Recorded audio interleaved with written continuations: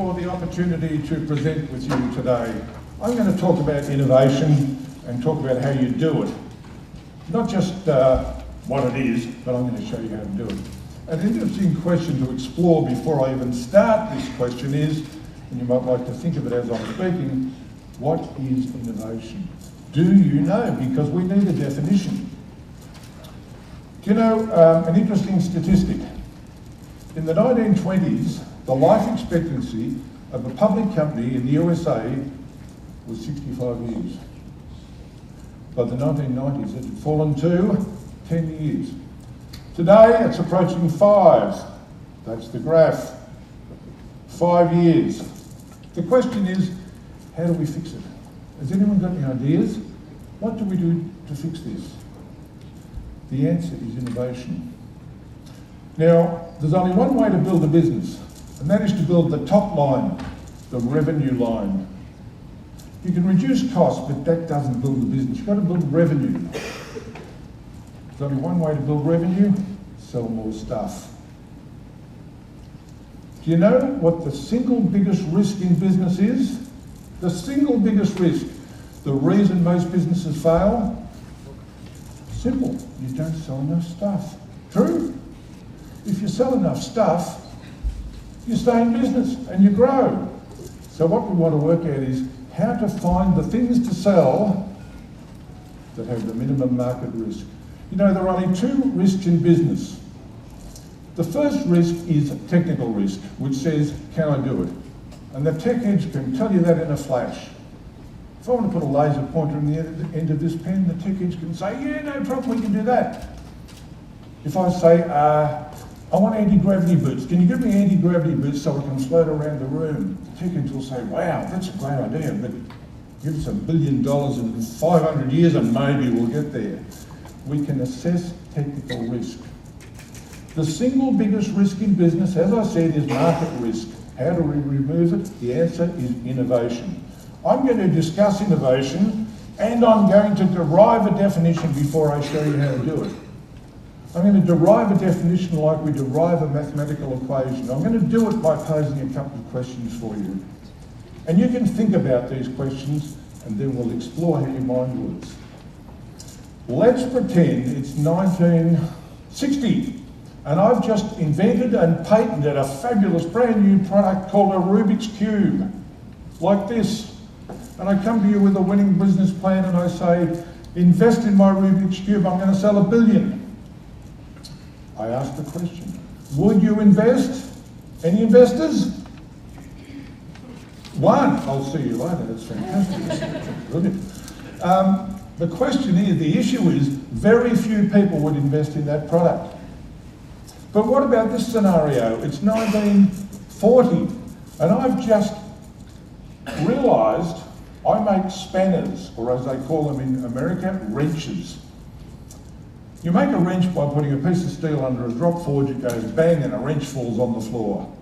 And I've just realised that I've actually lodged a patent for a wrench, and on the other end of it, it's got another size. I've now doubled its value for essentially the same price. I asked the question, would you invest in that? Yes? Hey, have a look. How did your mind work in making these decisions? This is the first thing we need to understand when we think about what innovation is and how we do it. So what I developed was this simple thing called a market risk map. A market risk map. Every product or service in the world fits on this. On this axis we have the categories that define every product or service: industrial or commercial, consumer or fashion. Every product or service in the world fits in there. Industrial products are things like electric drills, bulldozers, power tools, the sort of stuff we buy because we know they will improve the efficiency of our business, and I can measure the benefit. Commercial products, things like fax machines, photocopiers, high-speed internet, software, all that stuff, they're commercial. We buy them for our office because they'll improve our business outcome, and we can measure the return. Consumer products, why do we buy toothpaste? I can buy toothpaste on brand, Colgate or something for $5, or I can buy home brand for maybe $1. I'll make the decision based on price. What about fashion products? Louis Vuitton, Rolex, Prada. Why do we buy those? I'd love someone to explain to me. No idea. I can buy a Prada or a Louis Vuitton handbag for $2,000, or I can buy a look-alike for $2. They both serve the same function, but yet many people buy this. It's amazing. On this axis, and remember this is market risk, we have a thing called novelty. We have high novelty, stuff we've never seen before. You go to a patent attorney, the first thing he says is it novel? Have you seen it before? If it's not novel, you can't patent it. If it is novel, you can. Then we have low novelty, stuff we've seen before. Now, whenever I'm looking at a new opportunity, new innovation, I ask myself where it fits on this map. And this works for services as well. Where does our Rubik Cube fit? Can I suggest its high novelty was never ever seen before it hit the market? And it was consumery fashion in nature. It fits up here. No-go area. We don't invest in stuff like that. That's just too risky. You can't make an assessment. Where does our spanner or our wrench fit? Down here. It's low novelty, everybody understands it, and it's industrial in nature. So we can see immediately the benefit. Whenever I look at a new product or service, I say, where does it fit on this map? And I hear you say, aha, but what about new stuff? The PC, the photocopier, or the fax machine? I'll ask this question. I asked this in India recently at a conference, and someone Googled the answer before I actually finished. Can anyone tell me when the fax machine was first patented?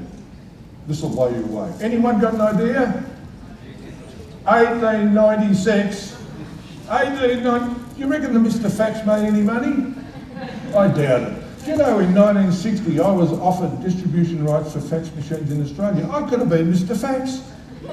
And I'm thinking, wow, I wonder if I could sell this. And I thought to myself, would you like to buy the first fax machine in the world? Who are you going to fax? Fax machines had to be sold in pairs. The PC, Thomas Watson, the head of IBM, said there's a world market for 5 PCs, and he was right. You haven't got a PC on your desk, you've got a fast typewriter. If someone hadn't invented word processing and spreadsheets, you wouldn't have a computer on your desk. True? Windows interface, the graphic user interface. Who was first with it? Does anyone know? Xerox. Xerox, correct. Who put it on the market first? Apple. Who made all the money? The third guy. The third guy. Did DHL, FedEx or UPS invent post? No.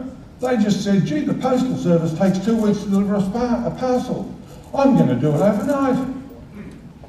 Did Henry Ford invent the motor car? He was 13th. Guess what, folks?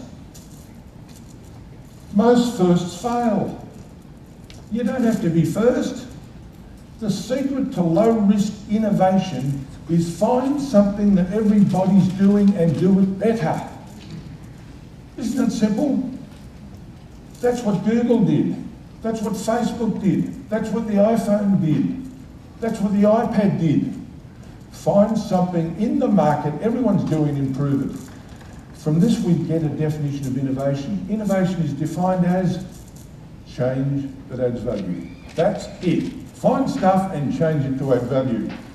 Now with that little background, and may I say, this is a very valuable drawing to think about where products and services fit. How do we innovate? Well, my material is called Matrix Thinking. I've written 4 books on this particular subject, and it's exceedingly simple. What we do is we find a structure. I'm an engineer. Engineers love structures. We have a product innovation matrix. On this axis we have seeds. These are the 4 fundamental ways you can improve a business once you have a product in the market. And the 4 things you can do are change the product in some way, improve it in some manner, innovate it, and Apple would be the world champions. The second thing you can do is you can add accessories. Many companies make more money out of accessories than they do, in fact, out of the product. And have you ever been into a shop to buy ink for your printer? And you walk out with a new printer because it's cheaper than the accessory? Many companies do this. The third one is complementary products. McDonald's hamburgers would be the world champion. You walk in and buy a hamburger, do you think you can walk out with just a hamburger? No, they complement the experience with the fries and the drink and all that stuff, correct? When someone comes to you to buy something, don't sell them the product, sell them the solution, the entire solution. This is the way to do it. And the final one is channel enhancement. When you have a product, a business selling something to another business or a consumer, that's called your channel. What else can you feed into the channel? Developing that relationship is gold. Once you've got it, leverage it. That's a great way to build a business. Now, once we've got a product, doesn't matter what it is, we've got on this axis things called catalysts.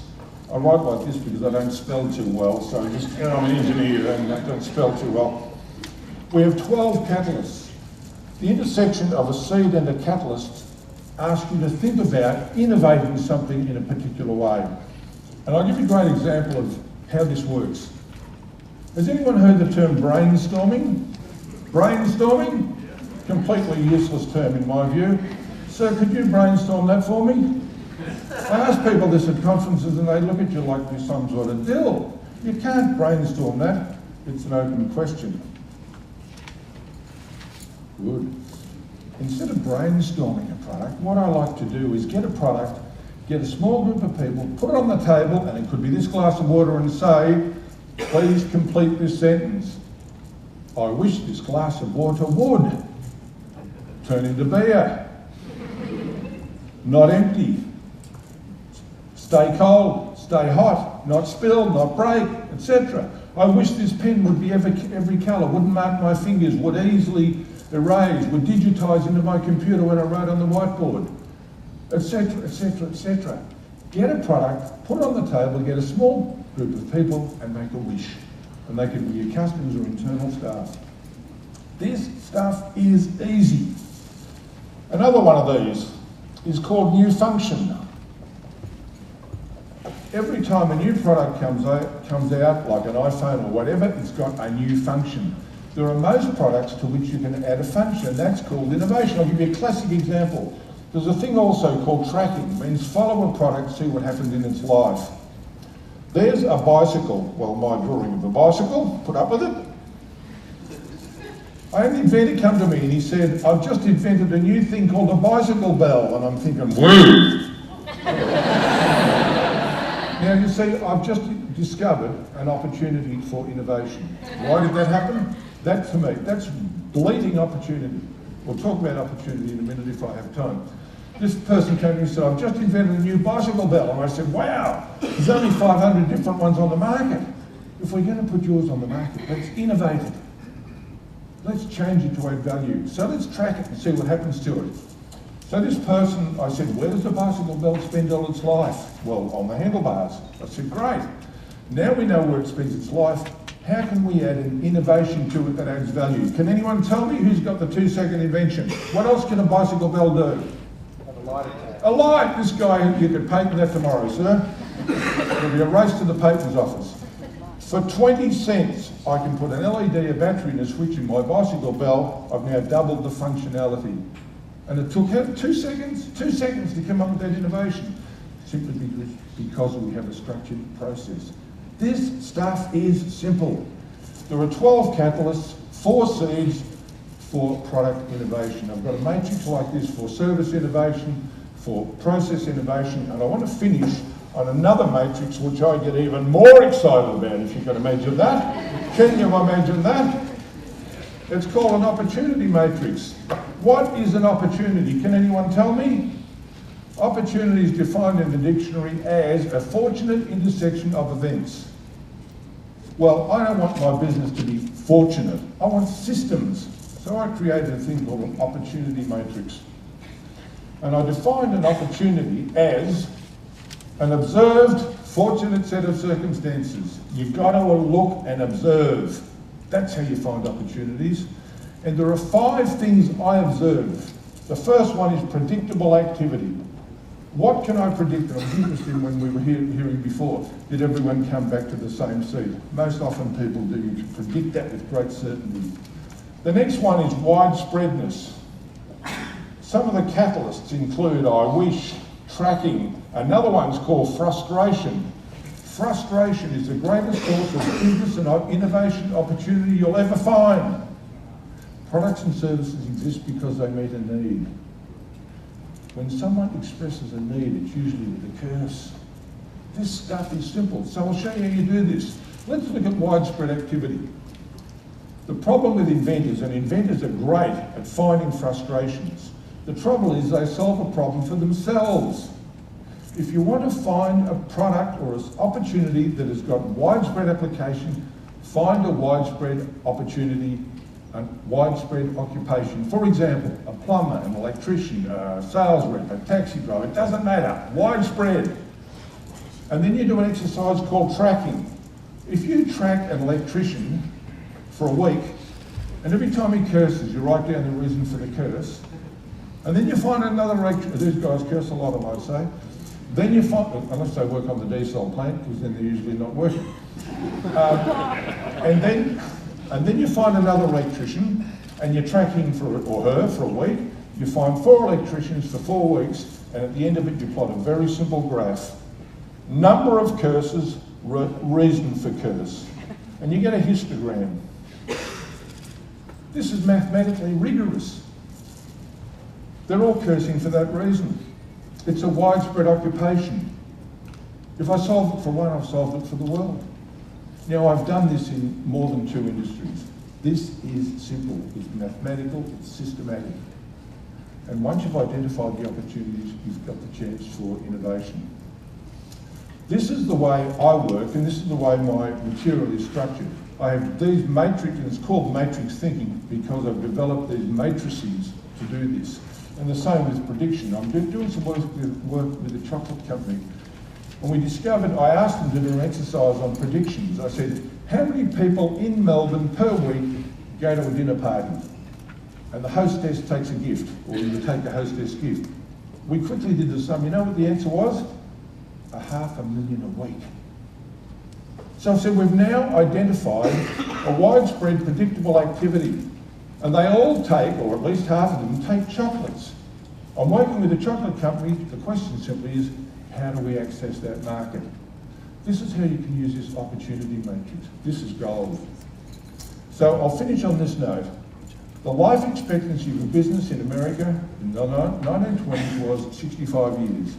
In the 1990s, 10 years. Today it's approaching 5 and less. The only way to build your business is to innovate. The biggest business risk is market risk. How do you fix it? Find what's working and do it better. That's the message. Thank you very much.